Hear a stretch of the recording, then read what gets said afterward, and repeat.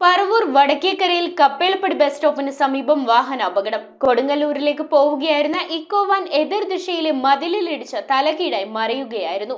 സംഭവത്തിൽ വാഹനയാത്രികൻ തലനാരിഴയ്ക്ക് രക്ഷപ്പെട്ടു. പറവൂർ വടക്കേക്കരയിൽ കപ്പേളപ്പടി ബസ് സ്റ്റോപ്പിന് സമീപമായിരുന്നു വാഹന അപകടം നടന്നത്. എറണാകുളത്ത് നിന്ന് കൊടുങ്ങല്ലൂരിലേക്ക് പോവുകയായിരുന്ന ഇക്കോ വാനാണ് അപകടത്തിൽപ്പെട്ടത്.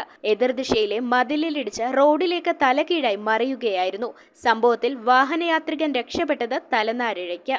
ഇതേസമയം റോഡിലൂടെ വന്ന ഇരുചക്ര വാഹന യാത്രികന് പരിക്കേറ്റിട്ടുണ്ട്. അദ്ദേഹത്തെ സ്വകാര്യ ആശുപത്രിയിലേക്ക് മാറ്റി. വാഹനത്തിലുണ്ടായിരുന്ന 2 പേർക്ക് വലിയ പരിക്കുകളൊന്നുമില്ല.